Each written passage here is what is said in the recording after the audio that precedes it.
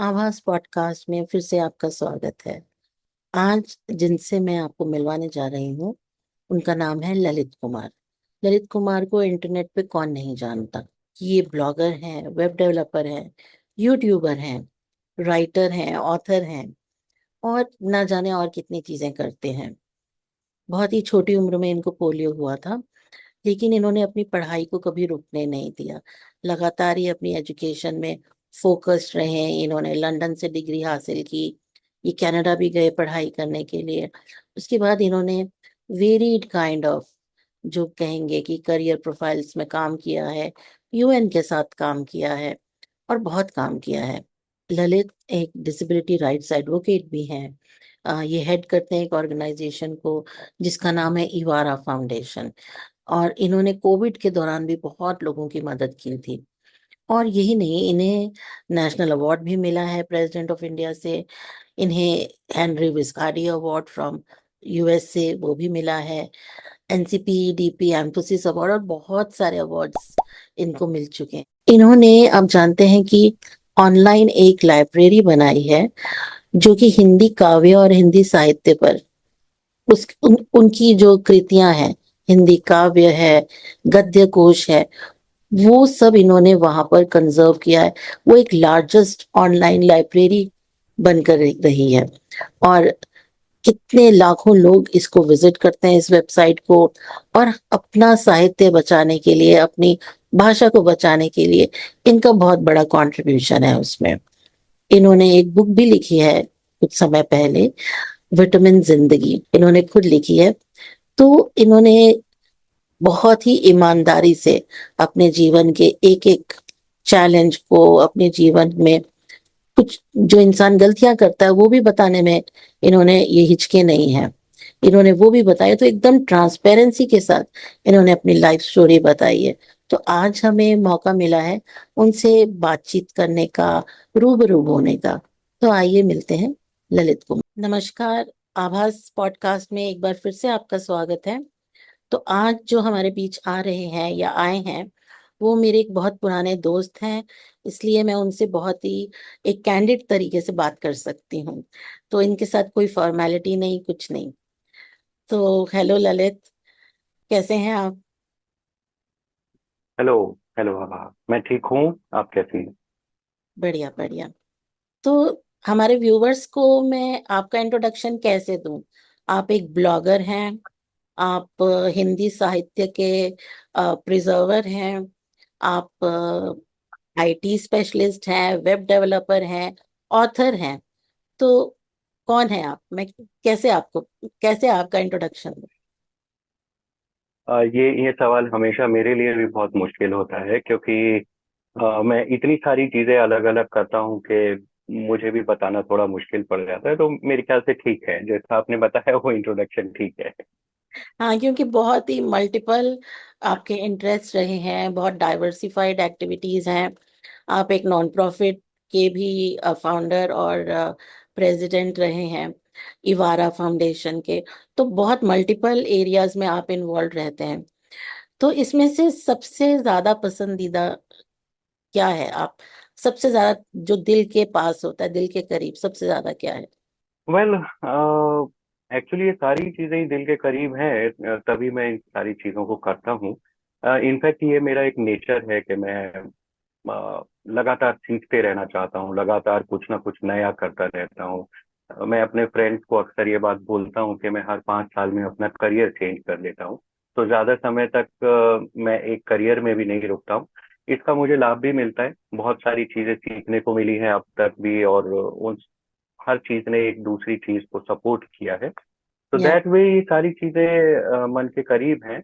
हम्म। But मेरी वो सारी एक्टिविटीज जो कि मैं पर्सन विद डिसेबिलिटीज के लिए करता हूँ, उनके अधिकारों के लिए या उनको एम्पावरमेंट देने के लिए जो चीजें मैं कर पाता हूँ, वो मुझे सबसे ज्यादा अपने मन के करीब लगती है।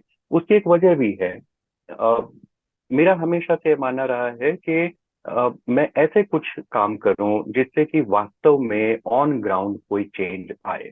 तो या अक्सर हमको जीवन में रोजी रोटी के लिए या अपने करियर इंटरेस्ट के लिए कई सारी ऐसी चीजें करनी पड़ती हैं जिनमें कि अक्सर हमको ऐसा लगता है कि ठीक है हम काम कर तो रहे हैं, लेकिन उसका कोई ग्राउंड लेवल पर कोई इफेक्ट दिखाई नहीं देता। तो ये जो सारी चीज मैं वॉलेंटरी लेवल पर करता हूँ विकलांगजन के लिए, वो सब मुझे इस चीज का सेटिस्फेक्शन देती है कि मेरा किया गया हर काम कहीं ना कहीं एक बहुत आधारभूत चेंज लेकर आता है, किसी की लाइफ को बेहतर बनाता है। तो वो सारी एक्टिविटीज मेरे मन के बहुत करीब है। या वो बहुत सेटिस्फाइंग रहता है वो सब।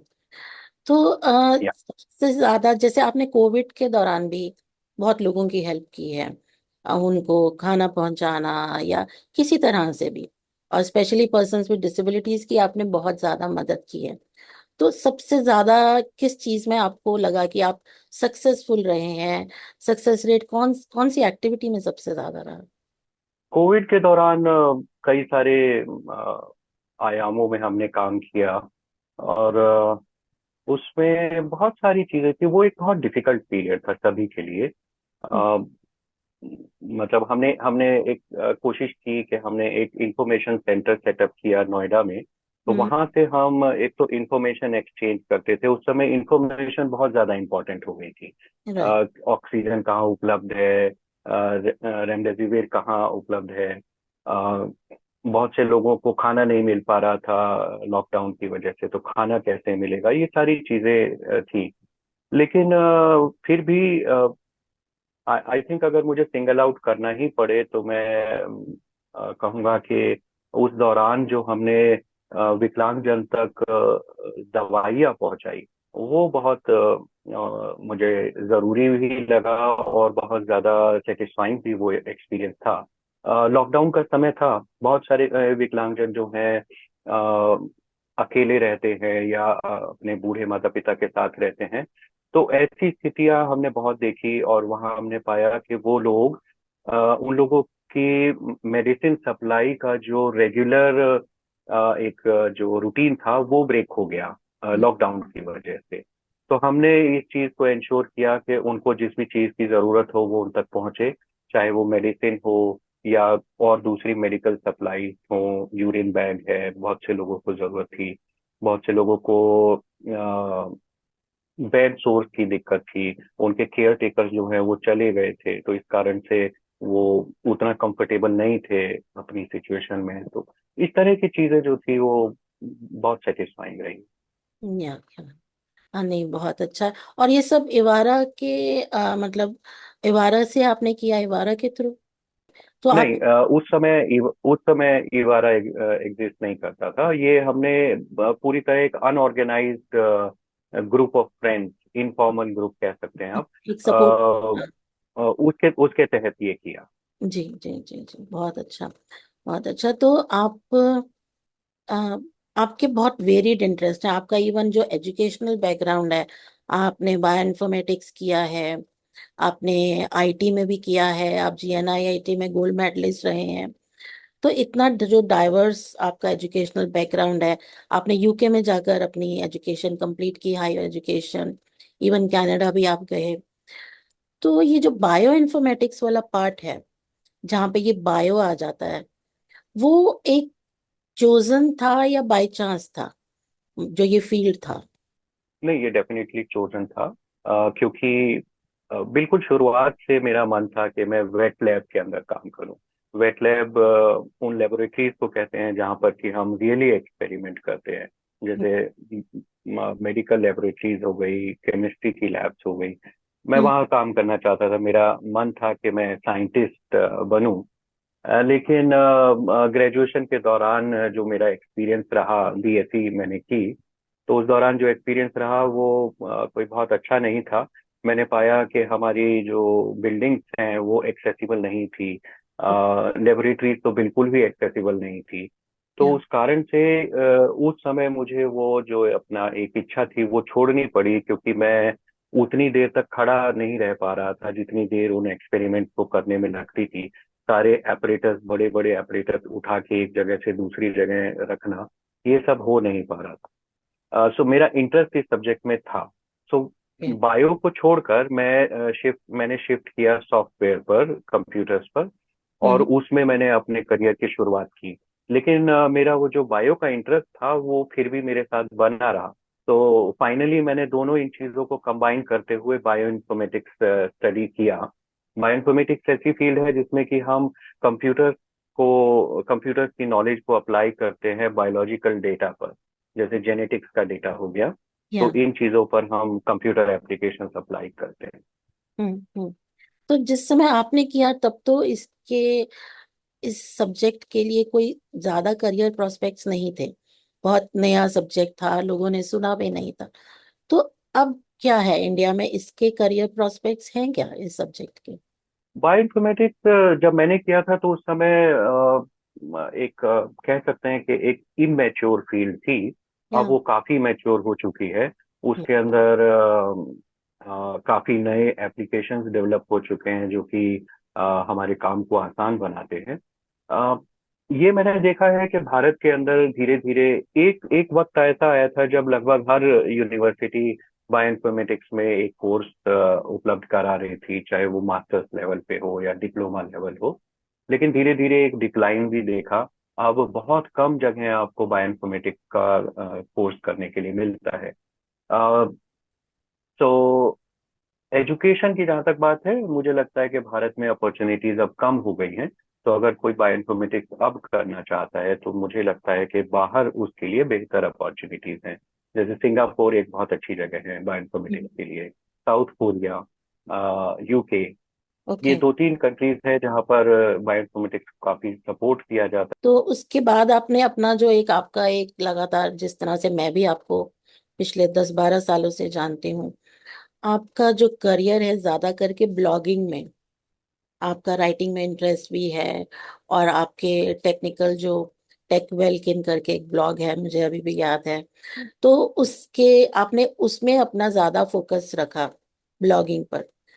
तो जैसे अगर कोई ब्लॉगिंग स्टार्ट करना चाहता है, कोई पर्सन विद डिसेबिलिटी है, या जिसको राइटिंग का अपना शौक है, तो ये एक करियर प्रोस्पेक्ट्स उनके लिए सही रहेगा इस तरह से कि आप अपने ब्लॉग्स में लिखें। बट वो उसके लिए कंटिन्यूटी चाहिए शायद। आपके ब्लॉग्स तो बहुत लोग पढ़ते हैं, लाखों लोग पढ़ते हैं। है। जी, देखिए, ब्लॉग को हम दो तरीके से देख सकते हैं। एक तो ये कि वो जस्ट एक ब्लॉग है, एक डायरी है, एक ऑनलाइन डायरी है, एक पब्लिक डायरी है, हम्म। जिसमें कि आप अपनी मन की बातें लिखते हैं और लोग आकर उसको पढ़ते हैं। लेकिन जो इसका दूसरा पक्ष है वो है प्रोफेशनल ब्लॉगिंग। तो हम्म। प्रोफेशनल ब्लॉगिंग तब सीन में आती है जब आप अपने ब्लॉग को या अपनी वेबसाइट को प्रोफेशनल पर्पज के लिए यूज करें, यानी कि आप उससे कुछ अर्न करना चाहें। और हम्म। ये बिल्कुल पॉसिबल है, डेफिनेटली पॉसिबल है, मैं खुद ये काम करता हूँ। लेकिन प्रोफेशनल ब्लॉगिंग जो है वो सीधी सिंपल राइटिंग नहीं है। उसमें राइटिंग के अलावा भी आपको कुछ और नॉलेज चाहिए होती है जो कि आप धीरे धीरे एक्वायर कर सकते हैं। अगर आप प्रोफेशनल ब्लॉगिंग में जाना चाहते हैं तो मैं ये सजेस्ट करूंगा कि सबसे पहले तो आप ब्लॉगिंग स्टार्ट करें, सिंपल प्लेन ब्लॉगिंग। ओके। उसमें कंटिन्यूटी रखें, जैसा आपने कहा कि कंटिन्यूटी बहुत ज्यादा इंपॉर्टेंट है। उसमें ये नहीं होना चाहिए कि आप लगातार 2 महीने से लिख रहे हैं और आपके पास रीडर्स नहीं है, कोई पढ़ने नहीं आ रहा है, तो आपने हताश होकर उसको छोड़ दिया।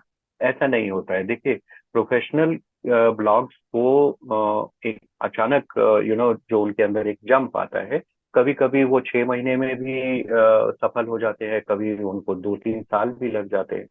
तो एक तो कंटिन्यूटी बहुत जरूरी है। और दूसरा ये कि जब आप राइटिंग की कंटिन्यूटी को मेंटेन कर ले तो उसके बाद आप प्रोफेशनल ब्लॉगिंग की दूसरी एस्पेक्ट्स को साइड बाय साइड सीखना शुरू करें। अब वो दूसरी एस्पेक्ट क्या है? एक तो आपको बेसिक वेब डिजाइनिंग आनी चाहिए, जो कि बहुत आसान काम है, आप कहीं भी उसको सीख सकते हैं। और दूसरा, आपको सर्च इंजन ऑप्टिमाइजेशन का पता होना चाहिए। आजकल सर्च इंजन ऑप्टिमाइजेशन का कोई इतना ज्यादा यूज बचा नहीं है, क्योंकि जो सर्च इंजन है, गूगल और बिंज वगैरह, वो सब काफी इंटेलिजेंट हो गए। सो उनको उतना सपोर्ट देने की अब जरूरत नहीं पड़ती है जितना कि पहले पड़ा करती थी। सो अभी उसका रोल उतना नहीं रहा है, पर फिर भी SEO, सर्च इंजन ऑप्टिमाइजेशन को आपको समझना जरूर चाहिए कि क्या करना ठीक रहता है, क्या करना ठीक नहीं रहता है। तो ये दो तीन चीजें अगर जो आप समझ लें, थोड़ा बहुत वेब डेवलपमेंट और थोड़ा बहुत एसईओ, तो फिर आपका जो ब्लॉग है वो एक प्रोफेशनल ब्लॉग में कन्वर्ट हो सकता है। तो वहां से अर्निंग भी इजीली हो जाती है तब। जी बिल्कुल। अर्निंग इसमें होती है कि आपके पास एक वेबसाइट है, एक ब्लॉग है, उस पर आपके पास मान लीजिए बहुत अच्छी खासी रीडरशिप है, मान लीजिए हर महीने उसको 5 लाख लोग पढ़ रहे हैं। तो आपको 5 लाख आई बॉल मिल रही हैं, लोग मिल रहे हैं जो आकर आपकी उस पेज को देखते हैं। तो जो एडवर्टाइजिंग है वो यही होती है कि जहां कहीं भी आई बॉल्स मिल जाए वहां से अर्निंग हो जाती है। आप देखिए, आप रोड पर जा रहे हैं, कार ड्राइव कर रहे हैं, और आपको बीच में एक होर्डिंग दिखाई देता है, होर्डिंग के ऊपर बड़ी सी एड लगी है। अब सोच कर देखिए कि वहां एड क्यों लगाई गई। सिर्फ इसलिए क्योंकि वहां से बहुत सारे लोग गुजरते हैं, बहुत हाँ। सारे लोग उसको देखते हैं। तो सिमिलरली आपके ब्लॉग से भी अगर बहुत सारे लोग गुजरते हैं, तो आप भी वहां पर एडवर्टीजमेंट लगा सकते हैं अपने ब्लॉग्स पर, और उसी के जरिए आप अर्न कर सकते हैं। और भी कई सारे तरीके हैं प्रोफेशनल ब्लॉगिंग से अर्न करने के, लेकिन सबसे अच्छा और सबसे सरल तरीका एडवर्टीजिंग है। ओके। तो आपको नहीं लगता जैसे आजकल लोगों की रीडिंग हैबिट्स कम हो गई हैं, वो विजुअल्स देखना चाहते हैं ज्यादा, तो इसलिए जो प्रोफेशनल ब्लॉगर्स थे वो अब यूट्यूब की तरफ उनका रुझान हो गया है, वहां जा रहे हैं। तो जो रीडर था, रीडर को जहां 5 मिनट लगते थे कुछ पढ़ने में, अब 2 मिनट में वो सब्सटेंस एब्जॉर्ब कर लेता है, जो भी होता है वो एब्जॉर्प्शन जल्दी हो जाती है। तो आपको नहीं लगता है कि धीरे धीरे ये ब्लॉगिंग अब कम हो जाएगी? इस चीज का काफी असर पड़ रहा है, डेफिनेटली काफी असर पड़ रहा है। लोग विजुअल्स की तरफ ज्यादा शिफ्ट हो रहे हैं। तो उसी हिसाब से जो ब्लॉगर्स हैं वो भी अब व्लॉगर्स बनते जा रहे हैं, वीडियो ब्लॉगर्स। तो या समय के साथ सब कुछ बदलता है। आपके भी यूट्यूब चैनल्स हैं, तो वहां पर भी बहुत सारे आपके फॉलोअर्स हैं, तो जरा अपने यूट्यूब चैनल्स के बारे में बताएं प्लीज। यूट्यूब चैनल मेरा फिलहाल एक ही है, दशमलव नाम से। हम्म। दशमलव की शुरुआत कई साल पहले मैंने की थी, और उसकी शुरुआत के पीछे जो पर्पस था वो ये था कि डिसेबिलिटी इंफॉर्मेशन के बारे में मेरी एक वेबसाइट है vcapable.com, जो हम्म। कि वर्ल्ड की one of the best website है हम्म। इस फील्ड में। उसके ऊपर काफी ट्रैफिक है, बहुत लोग उसको पढ़ते हैं। लेकिन धीरे धीरे मुझे ये लगा कि चूंकि उस पर सारी इंफॉर्मेशन इंग्लिश में है, तो हमारे जो हिंदी भाषी प्रदेश है, जो हिंदी बेल्ट है, वहां पर लोग उस इंफॉर्मेशन को उतना अच्छे से यूज नहीं कर पा रहे हैं। तो मेरे सामने दो ऑप्शन थे कि या तो मैं उसका एक हिंदी वर्जन क्रिएट करूं, लेकिन वो करने की बजाय, ट्रांसलेशन करने की बजाय, मैंने सोचा कि एक यूट्यूब चैनल बनाया जाए। तो मैंने दशमलव की शुरुआत की। दशमलव का जो पर्पस था वो यही था कि डिसेबिलिटी इंफॉर्मेशन हिंदी भाषा में लोगों तक पहुंचाई जाए। धीरे धीरे ये चैनल जो है इस विषय का सबसे बड़ा चैनल भी बन गया। अभी आई थिंक उसके ऊपर 2 लाख 2.5 लाख के लगभग लोग उसके फॉलोअर्स हैं। लेकिन हालांकि बाद में ये भी हुआ कि मैंने vcapable.com का हिंदी वर्जन भी बना दिया, ओके। विकलांगता.com नाम से। तो अब वो भी एग्जिस्ट करता है। तो ये जो डेटा है यहाँ पर 2 लाख रीडर्स, 40 लाख, कहीं पर 20 लाख, ये डेटा बहुत ज्यादा आपको हैंडल करना मुश्किल नहीं होता? नहीं नहीं, ये तो स्टेटिस्टिक्स हैं जो कि कंप्यूटर मेरे लिए ऑटोमेटिकली जनरेट करता है। नहीं वो तो, लेकिन लोगों के कमेंट्स आते होंगे, उनके क्वेश्चंस आते होंगे, तो आप हाँ, उतना ये बात समय तो है। निकाल पाते हैं जवाब देने के लिए? वेल देखिए, मैं पूरी कोशिश करता हूँ कि सब लोगों को जवाब दे सकूं, पर हाँ ये बात भी है कि कमेंट्स का लोड बहुत ज्यादा रहता है।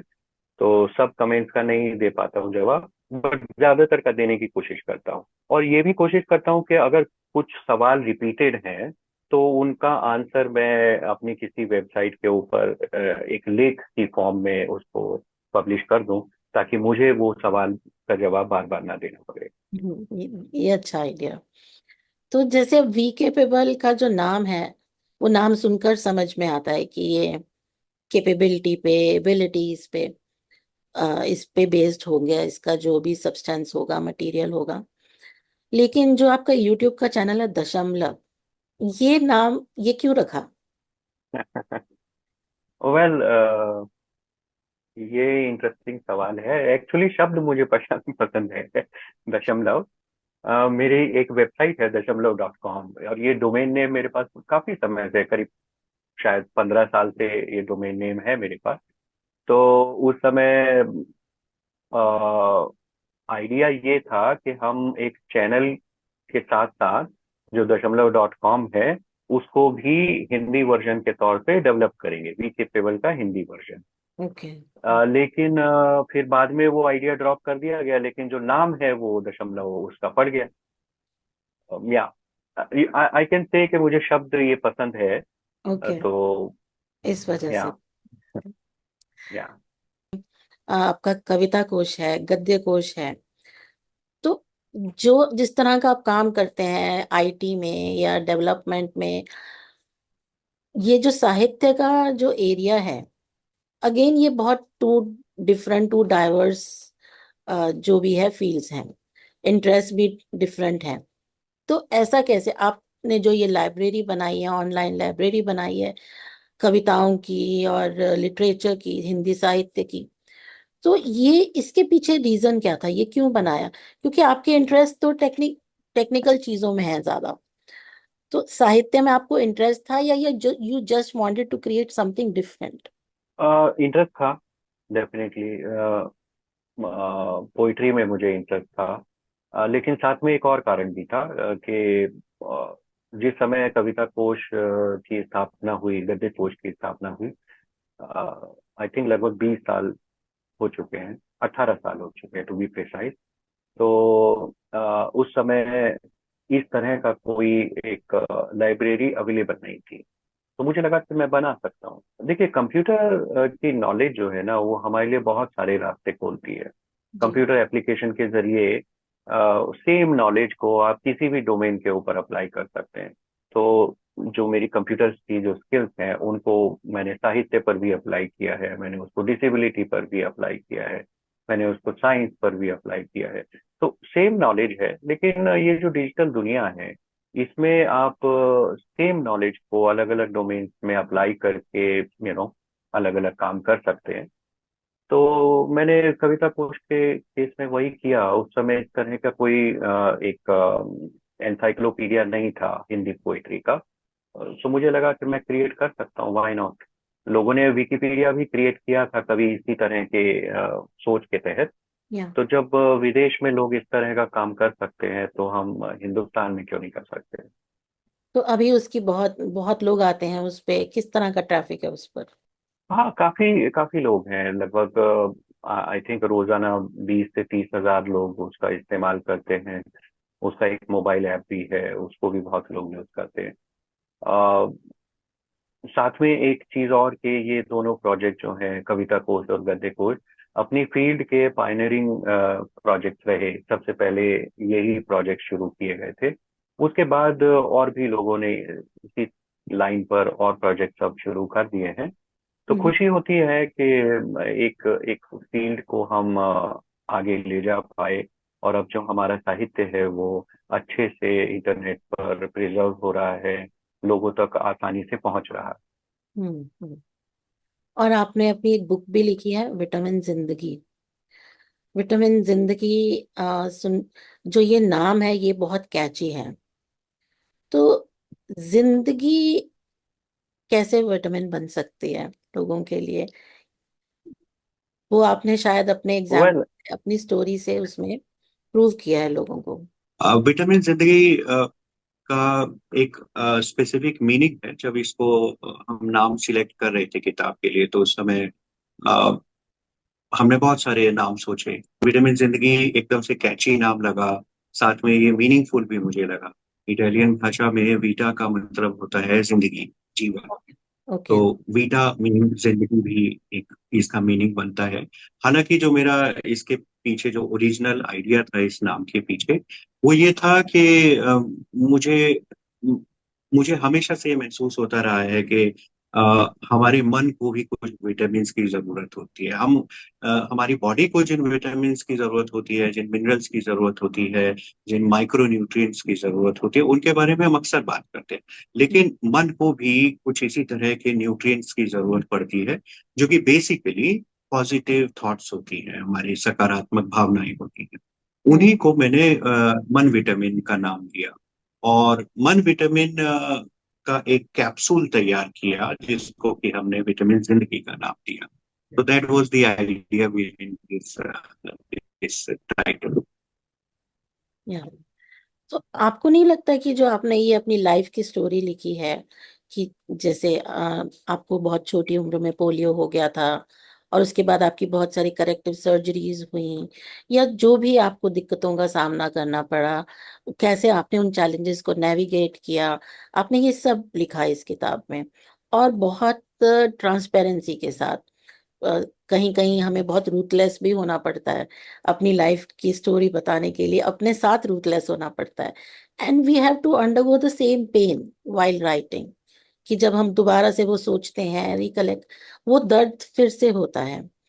तो आपको नहीं लगता कि आपने बहुत छोटी उम्र में ये कर लिया? अभी और बहुत सारे चैप्टर्स ऐड करने बाकी हैं लाइफ के इसमें।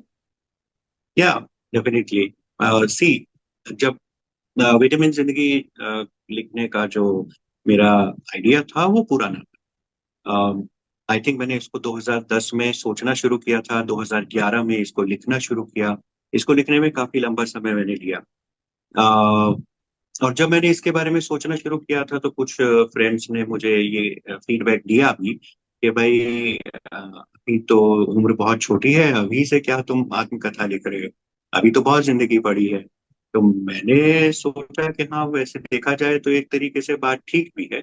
लेकिन फिर मुझे ये भी लगा कि देखिए, जिंदगी का तो क्या है ना, कि कोई भरोसा होता नहीं है। तो आत्मकथा लिखनी है तो आत्म ही लिखेगा, मतलब व्यक्ति ही लिखेगा। जाने के बाद तो लोग बायोग्राफी लिख सकते हैं। हम्म। और हम कोई ऐसे मतलब पब्लिक डोमेन वाले व्यक्ति हैं नहीं कि जिनके बारे में लोग बहुत सारी जानकारी रखते हो। तो मुझे लगा कि मैंने और मेरे परिवार ने जितना संघर्ष किया है कि मैं यहाँ तक पहुंचूं, सो मुझे लगा कि उस संघर्ष को अपने परिवार के लिए डॉक्यूमेंट करना चाहिए। तो बिल्कुल शुरुआत इस किताब की ऐसे ही हुई थी। ये एक पर्सनल डॉक्यूमेंटेशन था, ओके। जिसको कि मैंने सोचा था कि इसको लिखकर इसका एक प्रिंट आउट निकाल कर और मैं घर की किसी अलमारी में रख दूंगा। और फिर ये वहां पर मेरे जाने के बाद भी ऐसे ही पड़ा रहेगा, कभी कोई उसको खोल के देखेगा। आइडिया ये था। बट जब इसको लिख लिया और कभी किसी फ्रेंड को दिखाया पढ़ने के लिए, तो उन्होंने कहा कि ये तो पब्लिश होने लायक है। मुझे नहीं लगता था। मैं हमेशा यही बोलता था कि मेरी लाइफ स्टोरी को कौन जानना चाहेगा ना। तो उन्होंने कहा कि नहीं नहीं, इसको पब्लिश करो। तो चैलेंज ये हुआ कि मैंने कहा कि इसकी 50 कॉपी भी बिक जाए वो बड़ी मुश्किल बात है। तो उन्होंने कहा कि नहीं, तुम देखना, 50 नहीं, 500 कॉपी बिकेगी। मैंने कहा अच्छा चलो देखते हैं। पर खैर, उसके बाद भी काफी समय मैंने इसमें लगाया। और फाइनली जब ये किताब छपी तो बहुत इसको सराहा गया, बहुत इसको सफलता मिली। और अभी जो मेरी जानकारी है उसके अनुसार लगभग 6,000 कॉपीज इसकी बिक चुकी है हिंदी एडिशन में। हिंदी में ये एक बड़ा नंबर माना जाता है 6,000, हालांकि अंग्रेजी के हिसाब से देखे तो कुछ भी नहीं है। बट ऐसे हुआ। और जहाँ तक ये बात है कि उसको लिखते हुए हमको अपने जीवन को, अपने सारे दुख को फिर से जीना पड़ता है, बिल्कुल। कुछ कुछ फ्रेंड्स ने मुझे ये कहा भी कि इस आत्मकथा को कहीं जल्दी तो नहीं लिख लिया है, क्योंकि अभी तो काफी जीवन पड़ा हुआ है। तो उसमें मेरा मानना ये था कि ठीक है, कोई बात नहीं, 60 साल की उम्र में एक दूसरा एडिशन ले आएंगे। तो ऐसा कुछ नहीं है, और मैंने एक्चुअली इस किताब को आत्मकथा मान के लिखा भी नहीं है। मैंने इसको मेमवा मान के लिखा है, एक संस्मरण मान के लिखा है, जिसमें कि मतलब जस्ट हम अपनी यादों को थोड़ा संजोते हैं। इसको आत्मकथा मैं पर्सनली नहीं मानता हूँ, हालांकि बहुत से लोग इसको ऑटोबायोग्राफी बोलते हैं। हम्म। हम्म। तो ये बाकी और किसी लैंग्वेज में भी अवेलेबल है? हाँ, इसका ट्रांसलेशन अभी मराठी में हो चुका है, मैथिली में हो चुका है, और मलयालम में हो चुका है। और इंग्लिश में? इंग्लिश में मैं चाहता हूँ कि हो, लेकिन अभी तक कोई अच्छा ट्रांसलेटर और एक अच्छा पब्लिशर नहीं मिला है। पर जैसे ही मिल जाएगा तो इसको इंग्लिश में भी प्रकाशित करने की योजना है। और इसका थर्ड पार्ट, सेकंड पार्ट भी आप लाएंगे बहुत जल्दी? वेल, जल्दी का तो पता नहीं, पर हाँ, मे बी, या आफ्टर 10 years और समथिंग या उसमें और चीजें जोड़ी जा सकती है। तो ललित, ऐसा है कि जो लाइफ विद डिसेबिलिटी है, वहां पर हमें हर रोज बहुत सारे चैलेंजेस से गुजरना पड़ता है, नेविगेट करना पड़ता है, अप्स एंड डाउन्स रहते हैं। कई बहुत बार ऐसा होता है कि we again have to start from the scratch. ऊपर जाते हैं, फिर नीचे आते हैं, फिर से शुरू करते हैं। चाहे वो हेल्थ इश्यूज हो या फाइनेंशियल इश्यूज हो, कहीं भी काम के इश्यूज हो, फैमिली के इश्यूज हो, रिलेशनशिप्स हो, तो ऐसे अप्स एंड डाउन से हम सब गुजरते हैं, कई बार इररिस्पेक्टिव ऑफ डिसेबिलिटी। तो ऐसे बहुत सारे अप्स एंड डाउन्स आपकी लाइफ में भी आए होंगे, ऑब्वियस है आते हैं। तो आपने इन सब चैलेंजेस से कैसे कोप अप किया? आप रोज के रोज ऐसा क्या करते हैं कि जो आपको एनर्जाइज रखता है, आप खुश रहते हैं और बहुत सारे लोगों की लाइफ्स को इम्पैक्ट करते हैं? तो उसके बारे में हम सब जानना चाहते वेल, सीक्रेट तो ऐसा कुछ नहीं है, बट हाँ, एज यू सेड के इस तरह के जो भी चैलेंजेस हैं, प्रॉब्लम्स हैं, वो हम सभी की लाइफ में आते हैं, डिसेबिलिटी हो या ना। डिसेबिलिटी अगर है तो वो चैलेंजेस थोड़े और ज्यादा सिवियर हो जाते हैं। हैं। और जाहिर है कि हर व्यक्ति जो है अपने अपने लेवल पर इन प्रॉब्लम्स का पार पाने के लिए कोई ना कोई स्ट्रेटेजी डेवलप करता है। अ, मैं कहूँगा कि मेरी स्ट्रेटेजी का एक बहुत इम्पोर्टेंट पार्ट है लगातार मूव करते हैं। और इस चीज ने मुझे बहुत हेल्प किया है। मैंने कभी भी अपनी लाइफ को एक रूटीन में नहीं बंधने दिया। यू नो, वो जो एक रूटीन लाइफ होती है कि आप इस उम्र तक पढ़ाई करो, फिर इस उम्र में आप शादी कर लो, फिर इस उम्र में आप काम करना शुरू करो, फिर बच्चे पैदा होंगे, फिर उसके बाद ये करो। मतलब समाज ने हमारे लिए जो एक एक टेम्पलेट सेट की हुई है, उसको फॉलो मैंने नहीं किया। लेकिन मैं ये नहीं कह रहा हूं कि उसको फॉलो नहीं करना चाहिए। जो लोग करते हैं सो जरूर करें, बट जीवन में लगातार कुछ नयापन बना रहे तो उससे हम जो चैलेंजेस हैं उनकी तरफ से हमारा ध्यान हटता है। हम बेहतर तरीके से अपनी जो स्किल्स हैं, अपनी जो इंटरेस्ट हैं, उनको परस्यू करने पे ध्यान दे पाते हैं। जैसे ही हमारी लाइफ स्टेगनेंट हो जाती है, तब हम ज्यादा बुरी तरह से इन सारी समस्याओं के चंगुल में फंसते हैं। तो इनके देखिए, समस्याएं तो आएंगी, उससे कोई नहीं बचता है। बट जस्ट ये है कि हमें उनके चंगुल में नहीं पड़ना है, मतलब हमें उनके ट्रैप में नहीं फंसना है। तो उसके लिए आप कोई भी स्ट्रेटेजी अपना सकते हैं। मैंने इसको अपनाया है कि मैं लगातार मूव करता हूँ। लगातार कुछ ना कुछ नया, कुछ ना कुछ नया। कहीं भी मैं ये सोच के सेटिस्फाइड होके रुकता नहीं हूँ, बैठता नहीं हूँ कि अच्छा अब तो सब सीख ठीक हो गया है, अब आराम से जिएंगे। आराम जैसी चीज नहीं है मेरी लाइफ में। वो लगातार मूव करती है। इससे मुझे बहुत मदद मिलती है। मूव करने के और भी कई सारे फायदे हैं। जितना ज्यादा आप मूव करते हैं उतना ज्यादा आप लोगों के संपर्क में आते हैं, आपको अच्छे फ्रेंड्स मिलते हैं। तो जो दोस्त होते हैं ना, चाहे वो दो चार ही हो, चाहे एक ही हो, अच्छा दोस्त, वो आपको इन चैलेंजेस से उबरने में बहुत मदद करता है। जरूरी नहीं कि वो आपको डायरेक्ट मदद करे, पर इनडायरेक्टली जस्ट उसका होना आपको बहुत एक मानसिक एक सहारा देता है, संबल देता है। तो ये स्ट्रेटेजी मैं कहूंगा कि सबसे ज्यादा जरूरी मुझे लगती है कि आप लगातार अपनी योग्यताओं को बढ़ाते रहिए, लगातार कुछ ना कुछ अच्छा अर्थपूर्ण करते रहिए, जिससे कि आपको सेटिस्फेक्शन मिले। ये नहीं कि हम कहीं रुक गए और फिर उसके बाद एक मिड लाइफ क्राइसिस से जूझने लगे कि भाई अच्छा, शादी भी हो गई, बच्चे भी हो गए, नौकरी भी हो गई, तनख्वाह भी आ रही है, अब क्या करें। तो जैसे ही हम इस मिड लाइफ क्राइसिस से टकराते हैं तो ज्यादातर लोग जो है उसके ट्रैप पे फंस जाते हैं। इससे बचने की अगर आप कोशिश करेंगे तो यकीनन आप। और जैसे आपने कहा कि एक कन्वेंशनल लाइफ नहीं जी है, जैसे टेम्पलेट लेकिन जहां तक मैं समझती हूँ, डिसेबिलिटी के साथ कन्वेंशनल लाइफ हमारी होती भी नहीं है। या उसमें एक डिसेबिलिटी एक बहुत बड़ा कंट्रीब्यूटर है कि जो हमें कन्वेंशनल टेम्पलेट के साथ जीने भी नहीं देता। जिस उम्र में शादी होती है उस उम्र में शादी नहीं होती है, हो सकता है बाद में हो, या कभी बच्चे नहीं भी होते हैं। रोल रिवर्सल्स होते हैं रिलेशनशिप में, कि अगर अगर आप अगर जेंडर पॉइंट ऑफ व्यू देखें, जो मेल पार्टनर है वो हो सकता है काम ना कर पाए, हो सकता है वो घर का काम कर पाए, वो बाहर का काम नहीं कर पाए, तो रोल रिवर्सल्स हो जाते हैं, जेंडर स्टीरियोटाइप्स चेंज हो जाते हैं वहां पर। तो वो भी एक हमारी लाइफ में एक बहुत कई बार जो इंस्टेबिलिटी लाता है, वो जो अनकन्वेंशनल टेम्पलेट है, और वो हमारे मेंटल हेल्थ को एक बहुत ज्यादा असर करती है वो चीजें। तो इन तो आपका कहना बहुत अच्छा है कि अपनी स्किल्स को बढ़ाते रहें, अपनी कैपेबिलिटीज को बढ़ाते रहें, और जस्ट कीप ऑन मूविंग, आगे बढ़ते यस, रहना चाहिए। या वी शुड नॉट बिल्कुल स्टैग्नेट। बिल्कुल। या दैट या was wonderful, it was wonderful. Thank you so much Lalit, and thank you for giving us your time. And आप लिखिए अपनी अगली बुक भी, तो फिर मिलते हैं उसके साथ नई बुक के श्योर। साथ। Thank you. All the thank best you. For your future ventures. Thank you so much.